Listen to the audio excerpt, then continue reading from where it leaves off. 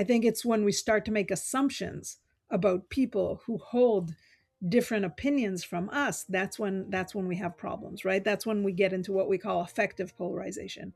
In that sort of dynamic, you also see that people start to have increasingly positive views of their group and increasingly negative views of the other group.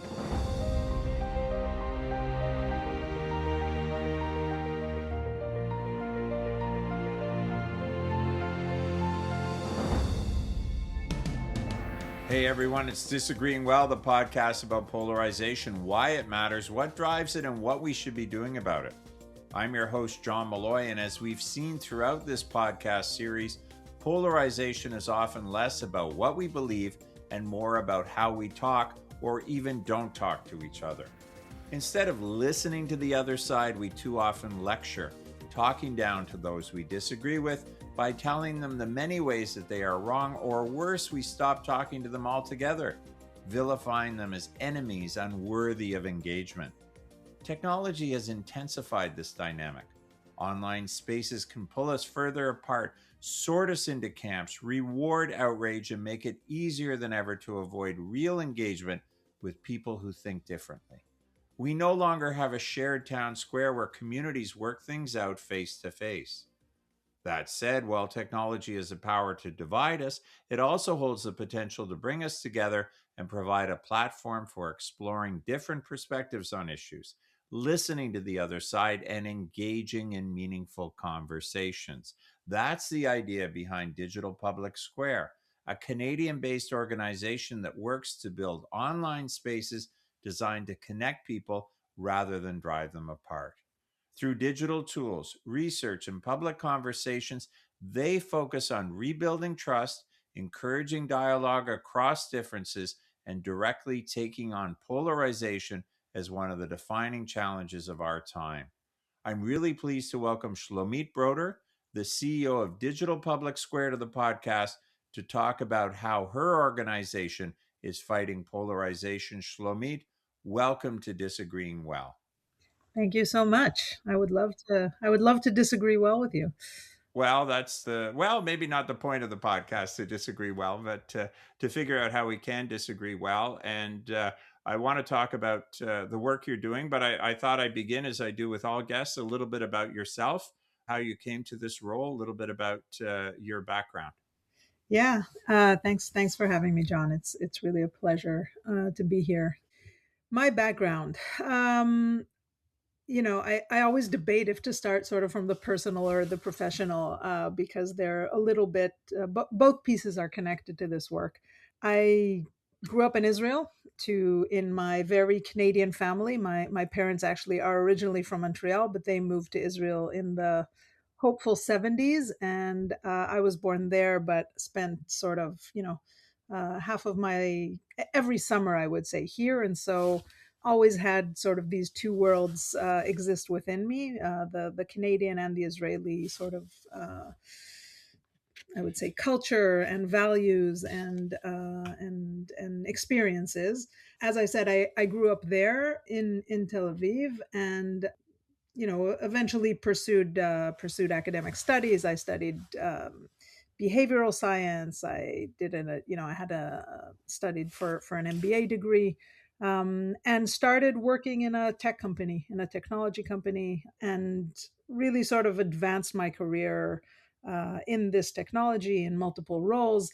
I was always sort of excelled in the space of working with people, connecting them sort of to the world of technology, helping them translating technology to other people, and really found myself taking on multiple roles in this space. But for many years, at least for the last 7 years of my career in this technology company, where I was for 14 years, I was sort of searching for more meaning, I would say, in the work. I was always very committed to my clients, to teams, to again, processes around technology.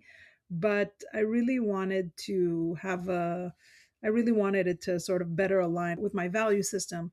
Anyways, fast forward a few years, in 2008, I decided to come to Canada to what I thought was going to be just a couple of years, and ended up yeah, I mean, I've been here since then and ended up staying in Canada. Finally, in 2017 was the right moment for me. And I just sort of left that previous career and said, you know what, I have to close that door in order to go search for this new thing. Went back to school again, to U of T. And I was very fortunate there to meet the founders of Digital Public Square. Digital Public Square was founded by Professor Janice Stein, by Farhan Ladani and Sean Willett. And I was fortunate enough to connect with them at that time and really be pulled into Digital Public Square that just started then at 2018, sort of the nonprofit just started programming at that time. It was a really great sort of mid-career transition for me because Digital Public Square was in that space of sort of technology and how people use technology and how do we develop digital products, which was an area that I was very familiar with. And so I had to catch up on this sort of a lot of subject matter expertise, I would say, in some of the things that Digital Public Square engages with. But I also brought this background from working on developing technology that really helped me sort of transition into this world through Digital Public Square. Was there something about dialogue that drew you? I mean, it's pretty obvious you could connect the dots from your background in tech to your work now, but your work now is about dialogue, about bringing people together. And I've asked other guests in the show, why not become involved in a cause where you feel you're right, those with different views are wrong, and go push for it. I mean, this emphasis on dialogue, is this something that interests you? Is this something, are you the mediator and peacemaker in your personal circles? Yes. I don't know if I'm the peacemaker. I think separate from all of that background that I described at length, I would say that I have always, on a personal level, right, I have a great capacity to hold nuance. Let's put it that way, right? I think that's something that I've always had in my personal relationships, just in how I view other people, right? I think I have a, that goes back to my interest in psychology. I have the capacity to really sort of understand. I have a lot of empathy for other people, right? And I have the ability to sort of really understand where people are coming from, even if what they're presenting is something that is not perhaps to my liking, even. I'm always interested in sort of what is driving a certain behavior. And so I think that is an important piece of dialogue, right? The curiosity to understand where the other person is coming from, even if what they're presenting is not exactly your right to your liking. But I mean, the fact that your technical background and your interest in this nuance, the interest in trying to understand the other side when it comes together, it's really a reflection of our times. I mean, the organization is a reflection of our times, and I'd love to hear your insights and how things have changed. I mean, it wasn't that long ago that we didn't have this digital world to interact with. We were having to, I guess, pick up the phone, but more often meet with people face to face. What is the idea of this digital public square? What is the idea of sort of meeting the world in a very changed context? Yeah, I think for me, it's funny. When I think about a digital public square, I don't know why, I like imagine this beautiful public square in some town in Italy, and it's really vibrant, and people are coming to the public square to engage with other people, to you know to gossip about what's going on in town, to debate with one another, to argue, but yet argue while you're sipping your beautiful espresso shot. And so I think that's like, I always have this image of this vibrant thing, right, where people can come together, debate, dialogue, etc. And that's what we wanted to create in digital spaces. Now, that was the intention many years ago, a decade ago. That didn't entirely work, right? Like in parallel to the existence of digital public square, the internet has evolved into, right, and digital spaces and social media has evolved in a way that is very different than perhaps what we thought it will be 10 years ago. And so we have equally found ourselves trying to create these spaces, right, these, call it, positive spaces for people to do all that good stuff, and also in parallel working to sort of try to build resilience to some of the harmful effects. Do you have a definition of digital public square that the organization or in your mind? Because it is a term that people use all the time. I'm not sure if everyone has the same understanding of it. Yeah, I don't know that I have a definition, right? But I would say that our existence just in digital spaces, right? That makes up this digital public square, right? I don't know that people have a definition of the boundaries of it, right? Like every person to some extent, and I think that might be part of the problem, right? People assume that the spaces they visit online represent the full digital public square, when in fact, they are likely only seeing a very narrow version of it. And I mean, you've talked about how it's evolved. I mean, I want to talk obviously about the strengths of it and the work that your organization's doing, but there's some obvious drawbacks that you must encounter all the time. 100%. I think that the uh, digital public square, or at least people's perception of engaging in what they think is the digital public square, right? I think that the view of what is real and what is not real is hugely distorted, right? Disinformation, what is misinformation. Sometimes it's not purposeful. My understanding of what is real and what is not, I think, is distorted. I absolutely think that the loud voices get heard much more than the others, and the others get drowned out. And so I think we get a distorted view of the strongest narratives. Let's put it that way. I think our perceptions of proximity. I think people don't talk about this enough. I think our perception of proximity gets distorted. I can tell you that you know I can get really worked up about something that someone shares with me and really go down this rabbit hole on a specific item that that after further interrogation I realized is being shared by someone who is thousands and thousands and thousands of miles away from me, right? And that distorts my perception of what is happening in my environment, right? And I would also say we gave people the opportunity to just constantly share what they're thinking about every issue, and like I don't want to know that, right? Like about it's so interesting. I always played basketball. I grew up in the 90s, late 80s, 90s. Michael Jordan was my hero, the god of basketball as far as I'm concerned, right? The greatest player that ever existed. And then I watched, what was it called? The documentary, I think, The Last Dance. And I remember speaking with someone who's much younger than me, and she said to me, like, "Man, he's not a very kind person." And I said, "You know what? Maybe he's not, but like I didn't have growing up an expectation of him defending human rights, being politically savvy. Like I didn't scrutinize everything that came out of this man's mouth. I scrutinized the way he played basketball, right? And I'm so grateful. I'm so grateful that I had Michael Jordan, in his basketball skills, and not I didn't have to evaluate every possible thing that ever came out of his mouth. And I think that's a problem. And I try to separate those things a little bit, right? I try to not hold every person who I value as an expert on a specific issue to also have to like align to every possible other thing that I believe in. So we've talked about some of the negatives, but obviously, I mean, there's some amazing positives. I mean, the fact that it can bring together so many people, and you talked about proximity, which is a challenge, but it's also a benefit. I mean, you don't need to live within walking distance of that town square to come together. So tell us about the organization. Tell us about this vision of a digital town square and the work that you do.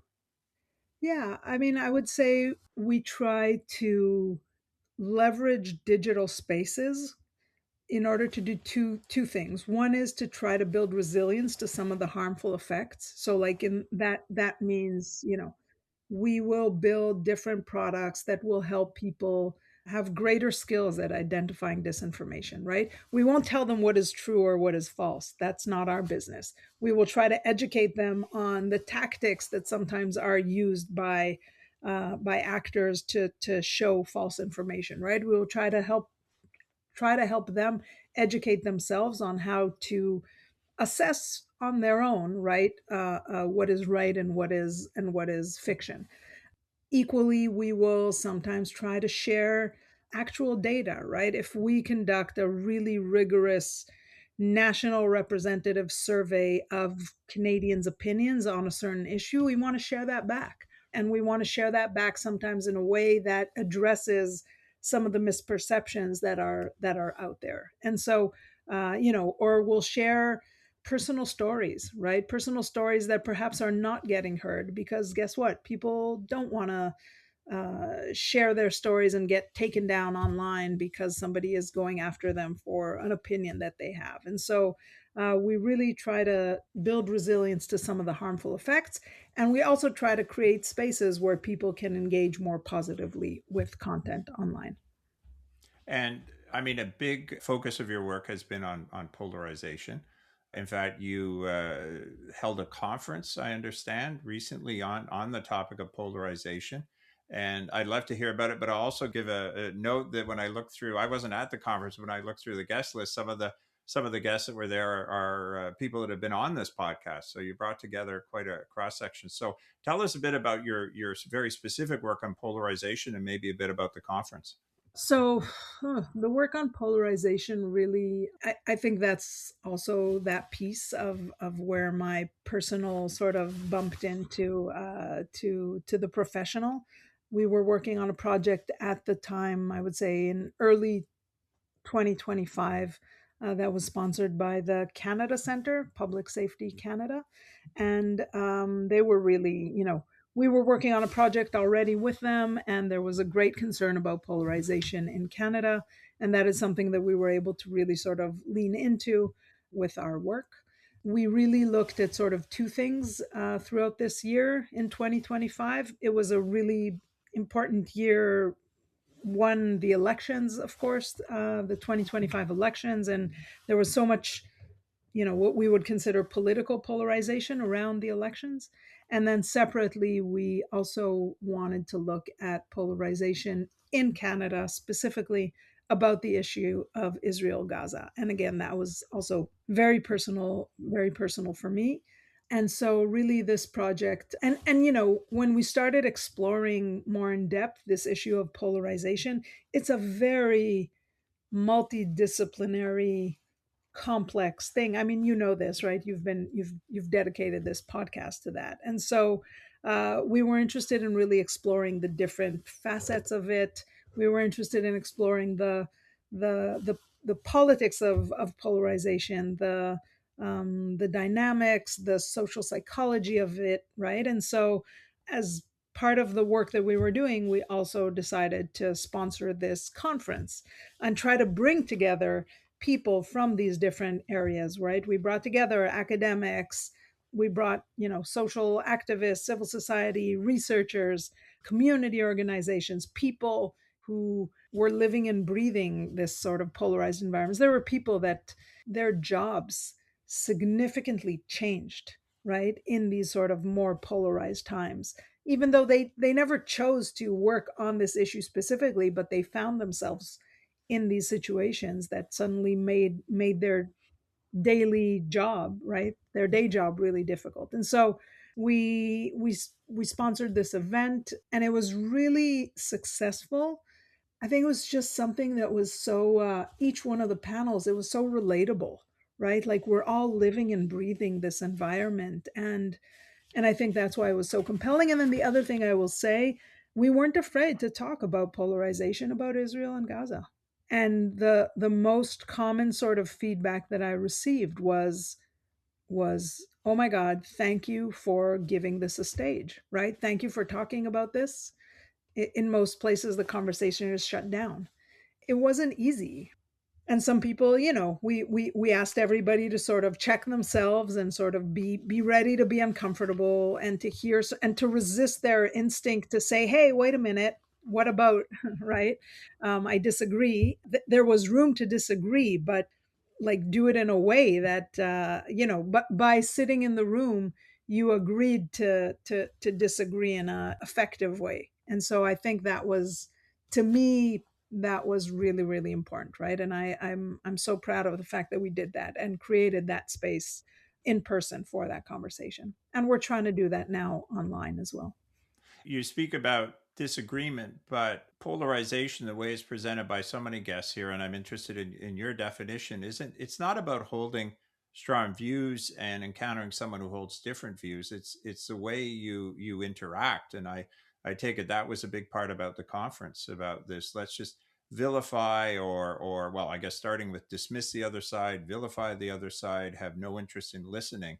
How do you characterize polarization? Is that sort of the way you're thinking about it, particularly when it comes to some of these hot button issues? 100%. I can't say this sort of more clearly, right?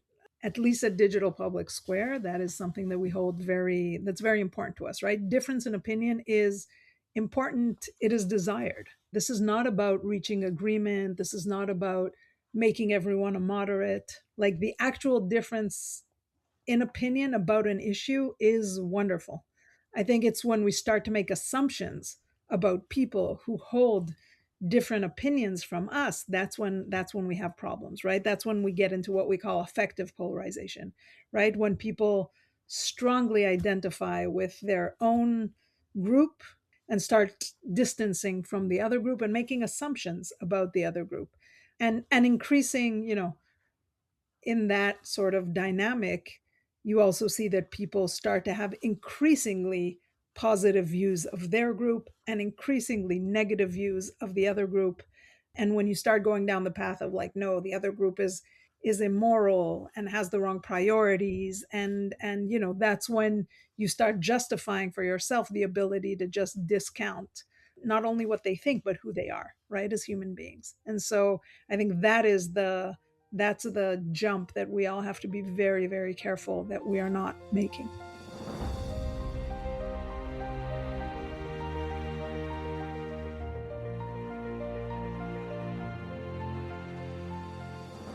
Well, and I've done this with other guests, let me push back though a little bit. There are those who say, yeah, but at the end of the day, I'm right and they're wrong. I remember speaking to someone very, very passionate, had some personal ties to the Middle East.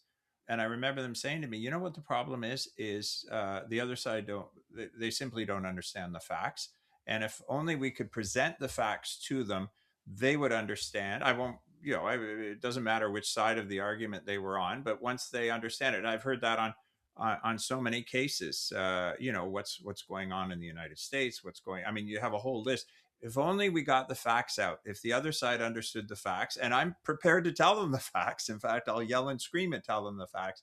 We'll win. And of course, it's interesting with students. I always get a laugh when we have that because I say to them, "Well, is your experience as soon as you tell the other side, quote unquote, the facts, that they suddenly back down and agree with you?" And of course that gets a laugh because it generally gets people's backs up. But where does that level of argument come in terms of, you know what, I've got four or five zingers and I'm going to throw at you, and there's no way you can respond?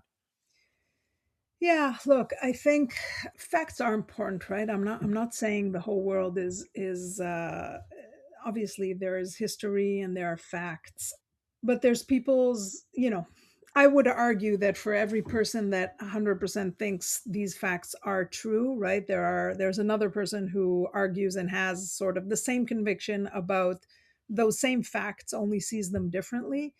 I think there's a question of what is the end goal. I am a person who aspires to peaceful coexistence, right? And I think that you could argue about the facts and the history, and then you could argue about the facts of now and sort of what is the outcome of what you want to get to and what is realistic. And again, I'm not saying facts don't matter.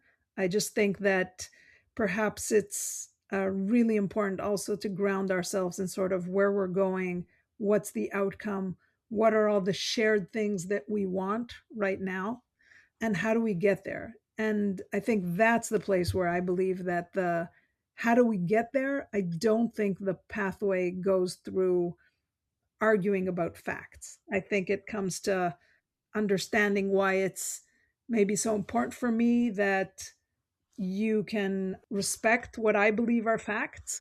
And even if you don't agree that those are the facts, we will agree about where we want to go together.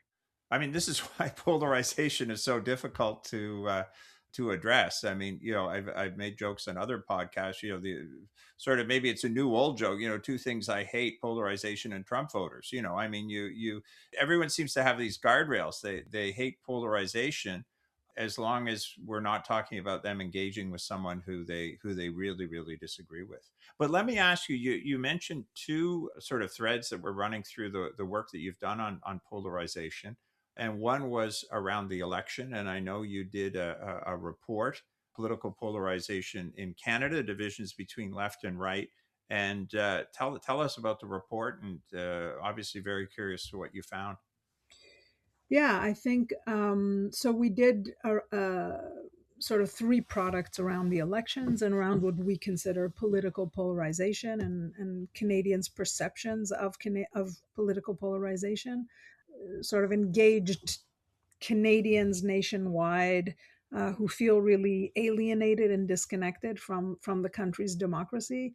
We saw that running as a thread, sort of in all of our research and our national surveys. Again, we take a very very rigorous approach to research and to public opinion polling. And alienation was something that came up, like distrust in Canadian institutions, and these feelings of alienation were something that were really sort of these threads that ran through some of the research. And so we really tried to create interactive ways and interactive content to engage Canadians who might feel alienated and distrustful of democracy, and invite people to share their perspectives on these pressing issues. One of the things that to me were so eye-opening was that when you ask people to sort of locate themselves on a 7-point scale, I don't remember if it was, I think it was 60 something percent of Canadians on this 7-point scale put themselves in the three middle sort of pillars, which would suggest a fairly centrist sort of public. And yet, when we asked about people's perceptions of how polarized Canada is, it's very, very high. Even though very few people put themselves, self place themselves, right, on the polls, people's perception of polarization is very, very high. And also, people have the more the more you place yourself at those polls, the more you start moving out from those middle pillars on that 7-point scale towards the polls. Not, it's not surprising that your perception of the others gets worse and worse. But I mean, your findings were that, I guess there's room for hope that if people are around the center, that if it's misperception of the other side, that if we find ways to engage, that there is room for people to work together. I realize the call for fighting polarization isn't for everyone to have that kumbaya moment and all agree, but at the same time, if people are around the center, there might be room for that sort of back and forth politically. I think the issue is that, again, when you take one thing and assume that this person is now my enemy because they believe in this one thing, you neglect to look at the other 20 things that we have in common. And I think that's a thing that we're trying to sort of break through a little bit. Canadians, by and large, can agree on all of these things. And yes, there will be some things that they vehemently disagree about.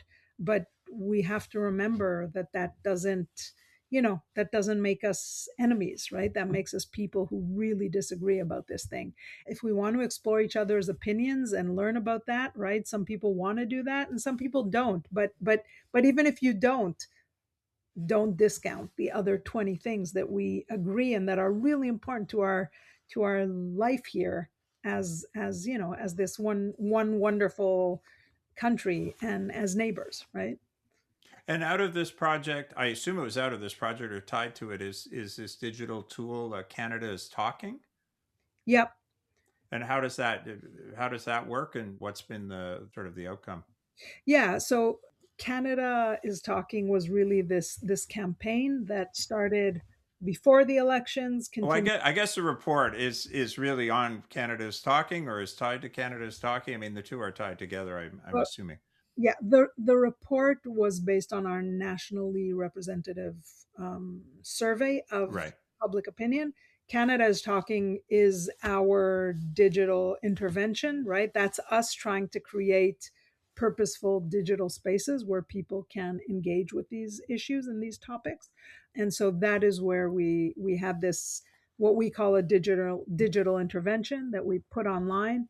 And it was really trying to target people who might feel disconnected, and really creating space for them to engage with some of these ideas, right? And that's part of what we're trying to do, is not we're trying to meet people where they're at, right? We're trying to find people online and say, you know what, you really have low trust, or you're really feeling socially alienated. That's okay, we understand why. And we're not trying to tell you you're wrong. We're trying to still engage with you. We're interested in what you think. And I think that is sort of the spaces we're trying to create, that will be open and accessible, and you can come in even if your opinions are those same opinions that prevent you from engaging in other spaces. We want to hear you. People listening, they may want to participate. So without giving it all away, I guess, in the sense you want to experience, I mean, can you describe how it works? I mean, I've taken a look at it, but if you want to describe, I mean, it's a digital tool. It's a way for you to I guess explore some of these ideas. But do you want to say a little bit more? Yeah, absolutely. I think, we had sort of several iterations of it. In the most recent iteration, it is really looking at polarization. Again, earlier it was more sort of trying to get people to share their opinion about the elections, and their reflections post elections. And in our most recent iteration of it, it's really trying to look at polarization and show what are some of those issues that people agree with or disagree with. Again, majority of Canadians. So, for example, this recent version around polarization, I think we had about over 7,000 Canadians engage with it. And it really explores sort of the perceptions of political polarization between left and right. So we ask people, again, you're just bumping into this online, and we ask people, what they think about how similar or different Canadians on the right and on the left are on this specific issue, right? And then we share the actual data. So, on issues, for example, related to minority rights in Canada, right? We show the actual data that we collected through our survey, but we do it in a way that is fun and engaging, right? We're not just telling you, we're asking you, hey, what do you think, right? What do you think is the percentage of people on the left who support this idea? What do you think is the percentage of people on the right who support this idea, right? And then we show you what Canadians have said. And John, this is exactly if there's one thing I can say over the last 8 years that we've been doing this, I mean, there's so much evidence out there that definitely in digital spaces, I would argue also face to face. But if someone has a specific opinion, especially if they view it as like connected to their moral values, just telling them, hey, you're wrong, and let me tell you what's right, that doesn't go anywhere. Like that is gone from the world, right? And so we are big believers in trying to share information in a way that cuts across those barriers. And a lot of time that goes through like self exploration, sometimes even playfulness. Sometimes we lean into games, trying to get information across through games. Sometimes we don't. I always tell the story that as a teenager, I played a lot of Risk. Man, I loved that game. I really did. And I think decades afterwards, I discovered I really know where countries are in the world. Like I just know this. And it took me a long time to connect that back to hours and hours of playing Risk. I learned through play. I didn't even realize I'm learning through play, right? And so sometimes some of the things that we do, again, this doesn't work with every topic, but sometimes we lean into gamification, right? Because but even if you're not leaning all the way into game, just being active, being engaged, self exploration. And another thing that's really important is exploring content when not when others are not looking at you. like when it's not in a social context, when it's me and my phone on my own, and it's safe for me to say, to explore content and to think to myself, oh, wow, that's cool. I didn't know that. I'm not sure I would say that if my group of peers was watching in that moment. And so all this is why we try to do things in a way that is sort of active, engaging, enjoyable, but also very empathetic and accepting to various opinions.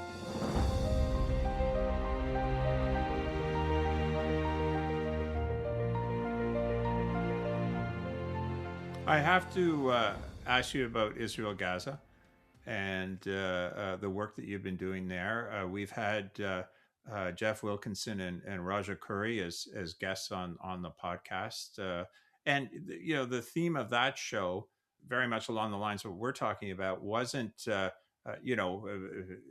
Israel Gaza discuss kind of thing, but well, maybe in a sense it was, but not about who's right, who's wrong, how the issue is unfolding, but just how do we talk about it, because it has become I think an issue in its own category. I'm going to say most of us, because I would include myself in this category, want to change the subject to sports or weather. I have friends with ties to the region. Both sides, as you use that term, people who have no ties to the region but are so passionate about it on both sides, and it's become this no go zone. So I'm so impressed with the fact that you're willing as an organization to engage in that. I think it's a discussion about how to have the discussion. So do you want to talk a little bit about that and some of the work that you've done specifically, which I understand involve Raja and Jeff, and I know there's a report that you've issued entitled "Hope for a Sunrise We Might Never See," which I guess is sort of a realistic thing. So tell us about that, and again, probably very brave for you to do it. Yeah, no, I appreciate that. I'll say a couple of things. One is it it took a long time also for us as an organization to figure out how to talk about this and to even engage with it. Again, if I'm just being very sort of open and honest about it, it was a shakeout also within our organization. And it took some time until we figured out how to engage with it. Kudos to my team who was able to go there with me.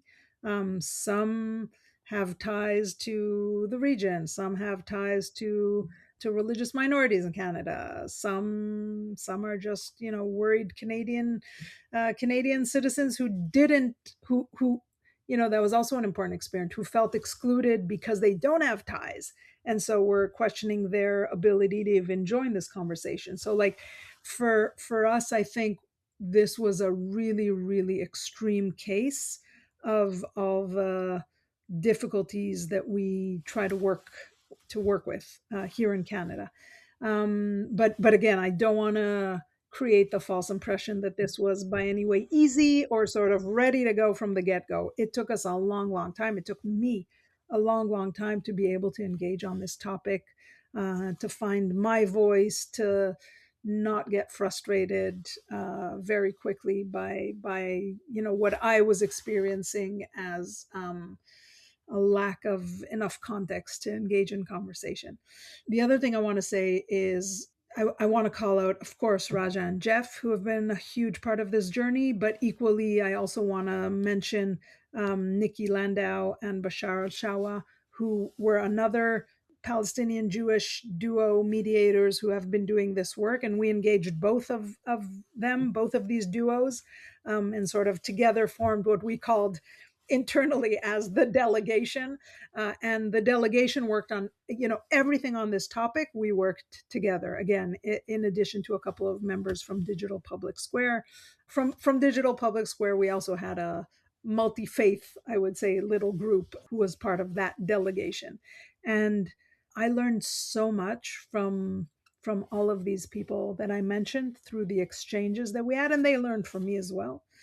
And so that was really, really important. And I think we learned so much from each other. We created space to learn from each other, and in some cases we might have been triggered by things that were said by one another, but we interrogated that, And sometimes we didn't interrogate that in the moment. I can tell you that sometimes I said something that, 24 hours later, I came back and I said, wait a minute. I think I said something that sounded too, I jumped too quickly, right? I apologize. That was from my personal experience. Let me explain to you why that triggered me so much and why I reacted. And now I want to come back and learn more, right? And so, I think for me, the learning is that having people with whom you have a high degree of trust, that you can interrogate those things with, and you can come back to them, right? And say, hey, what you said really bothered me yesterday. I want to better understand it, or I want to tell you why it bothered me, right? I didn't understand in that moment even that it bothered me. I think that was hugely important work to me, and the way that engagement with all of those other people really supported me and helped us do this work together.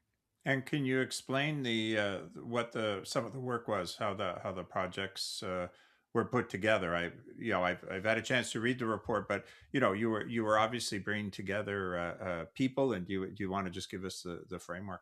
Yeah, and you know what? A lot of that work has yet to be published. One is we also did a very significant survey of public opinion on this issue that had a lot of surprising findings. I can say this is where I think some of that work, it's really important to publish Canadian perceptions around this issue and their perceptions of polarization on this issue, which is very, very high. The perception sort of on a scale from 0 to 10, being 0 not polarized at all, 10 being highly, highly polarized. On that political polarization, the average score that Canadians gave polarization in Canada, left and right political polarization, was 6.5. On the issue of Israel-Gaza, we were at 7.4. So Canadians perceive this issue to be a highly, highly polarized issue. Of course, I understand why.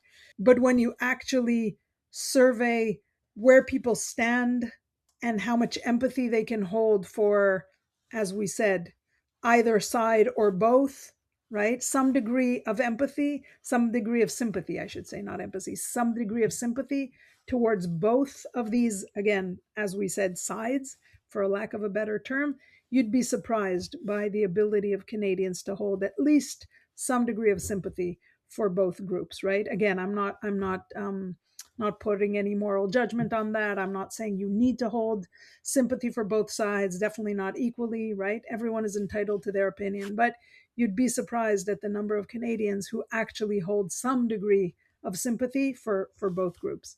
And that was, to me, for example, a surprising finding, and I think one that is important to share, because again, there are so many things that Canadians do agree on.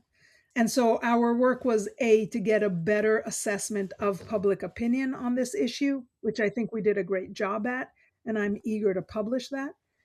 We also created these dialogue opportunities for people who do want to engage in depth with people from what we would call the other community.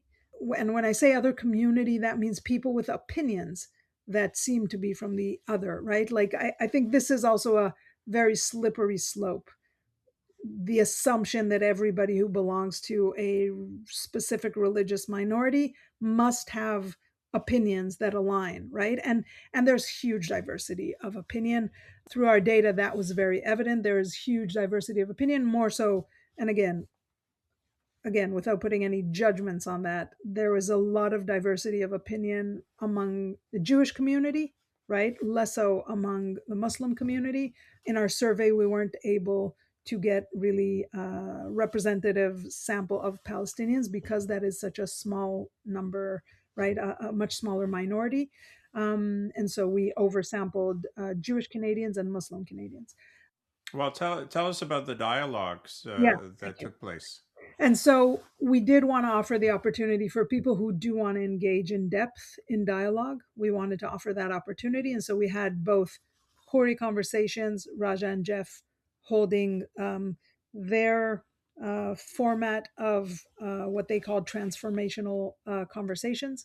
And then we had Nikki and Bashar holding a bit of a different format of uh, dialogue and listening sessions. Those were geared a bit more, I would say. They engage with some groups on campuses, which, as you can imagine, is a very sort of fraught environment. And so, kudos to them to going into those environments.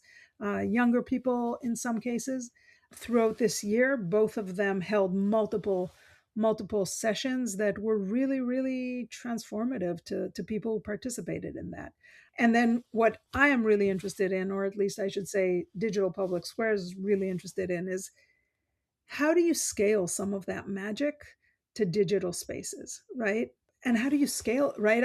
I've heard so many people say, okay, dialogue sessions, yeah, that's great. But one, that's not for everyone. There are people that that's not for them. They don't want to join, they won't get into a room, too risky, not for them. I totally get that. But also, people will say, well, dialogue sessions, that's great. That doesn't scale.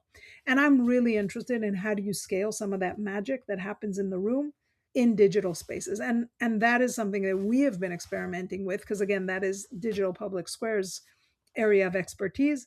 And we've created this sort of, I want to call it a prototype of a digital platform that aims to do exactly that, to share a lot of the nuanced voices that don't get heard in the digital public square, right? Because we talked about how really most of the time the loudest voices are heard and distort your perception. And therefore you sit out. You don't want to, right? I can speak for myself. It took me so long to be able to say anything. And I'm still so cautious before I say anything online, right? Because it's just, and so you self censor, and therefore we have so many voices that are just not present because they are sitting out, because they can't go up against the loudest voices. And so we're really trying to create a space where you can bring out more of the nuanced voices that we know exist. We hear them, we see them, and the reactions to this prototype that we built that right now is called Voices. We committed to giving it a better name after it's ready, and of course we never got around to doing that, and so it will always be called Voices. And so I'm really interested in trying to expand that prototype and creating something more out of it.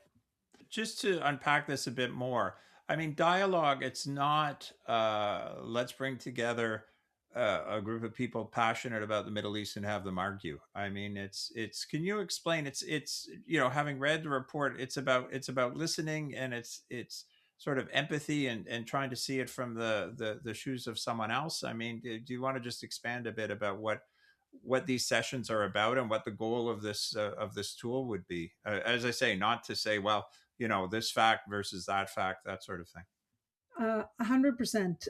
I think it is much more about understanding other people's experience and interrogating your own experience. It's funny. I'm talking to you, and in my head, I'm thinking, do I want to go this personal or not? But uh, maybe I will. My 88-year-old mother is a Holocaust survivor, and so I grew up very immersed in sort of that history. And I also grew up in Israel, and again, there's a world of when you grow up in a country like Israel, there's a world of sort of education. And again, I'm not putting any I'm trying not to put any judgments here on anything at the moment. But as you can imagine, the concept of the word genocide it was something that I have a complicated relationship with, right, for various reasons. And in that room, where I participated in a dialogue session, I think I learned one something that was so important for me to learn, which was one, and I credit Nikki Landau for this, words that are so important, sorry, so difficult perhaps for me to acknowledge or say, right, or interrogate, might be so important for the other side to hear from me, right? Like I don't think I ever considered that. I was so busy thinking about my relationship with that word, right? Again, I'm not putting a judgment right now on that, but this concept of how do you have dialogue when just saying words right? We can't even use those words because they are so charged and loaded. But being able to better understand and share why that word is so loaded for me, being able to understand why for someone else it's so important that I am able to talk about that word, and being able to explain, right? Why, like, I guess what I'm saying is that is something that can only happen in a space. Again, I'm talking about my personal experience, speaking with someone who that word is equally charged for them, but sort of like from the opposite side, right? And that to me was a really, really important experience, right? It's not about arguing, is it not? I can now have a I now have a better understanding of appreciation of why that is so important to someone else. And they have a better understanding of why that is so important to me, and our difficulties and and instead of arguing about is it or is it not, we had a shared understanding, of our value system and of the things we think are right or wrong in this world, and discovered that instead of arguing about the word, we can align on so many values that are shared. No, thank you, and thank you for sharing the personal side of this, because I think it is important for people to understand what dialogue is. That it's not about walking in with maps and history books and trying to fight it out. So I really appreciate it. So with only a few minutes left, I'll put you on the spot again and say, are you hopeful or are you concerned? We've discussed on other podcasts that 5-10 years ago people were worried about how polarized things are, and 5 or 10 years later everyone's saying it's only getting worse. So where do you stand, particularly in the digital world? Everything from the rise of AI to the ubiquity of anything digital. I mean, where do you see it going, and is there any hope? I'm hoping you answer yes. Yes, I'm definitely hopeful. I think first of all, I believe in Canadians. Like, really, I do think these are turbulent times, and I do think that polarization. There are many sort of structural issues, and there are bad actors, and there are people are consolidating power through polarization, right? But having said that, I really do. There's something that I fundamentally believe. I'm a believer in human nature, and I'm a believer in Canadians by and large. And so I am absolutely hopeful on the human front. I think also in the digital arena, I think we're seeing change. I think it happened slowly. I think after many years of sort of this feeling as if there's nothing we can do about it, I think we're seeing some change, right? I think we're seeing change in people's understanding of digital, of social media, preferences, young people's preferences, an awareness of the harmful effects of social media. For the first time, court cases, where social media platforms are being held accountable for the first time. AI companies who are coming to the table because this is a whole other topic, but because they are worried about the harmful effects and some of the very real devastating impacts that we are seeing. And so I am hopeful. I do think we are going to witness change. I think that, like, if you and I meet again in 5 years, I think it'll be a very different conversation about social media and AI. All this to say, yes, I am hopeful, and I think we are witnessing change as it is happening. It's starting slow, but I think it is going to move from here on out. Again, in parallel to new emerging technologies that will create new problems and different problems for us, right? But going back to this social media thing, I think we're witnessing the sort of start of a significant change that's coming. Well, I think that's a very, very good place to end, a positive place to end. Shlomit Broder, thank you for joining us on Disagreeing Well. Thank you so much for having me. It was a pleasure. Next week, I'll be talking with Alice Chan, Hishwan Tiflati, and Margie Patrick from the Center for Civic Religious Literacy, a national organization that helps Canadians better understand religious, spiritual, and non-religious perspectives so that we can live and work together across our differences. Religion is one of those topics in Canada that has always been taboo. Things that you don't talk about, that you don't want to engage in. And that makes it easier to dig your heels in and not want to engage because there's no frame of reference to know how to do that. And so for us, we're doing the complete opposite. We want to address polarization, break it down when it comes to religion, spirituality, and secular perspectives, because right now there is hardly any engagement between these groups. You've been listening to Disagreeing Well, a production of the Center for Public Ethics at Martin Luther University College, federated with Wilfrid Laurier University, located in Waterloo, Ontario, Canada. Disagreeing Well is produced and edited by Lauren Kivenhoven with additional production and promotional support from Hardika Ahuja. Our theme music is Stuck in Dreams by Kulikova, courtesy of Pixabay. You can find Disagreeing Well on Apple Podcasts and Spotify, and please follow us there. To find links to each episode, show notes, and to learn more about the work of the Center for Public Ethics, you can also follow us on our free Substack. Thanks for listening.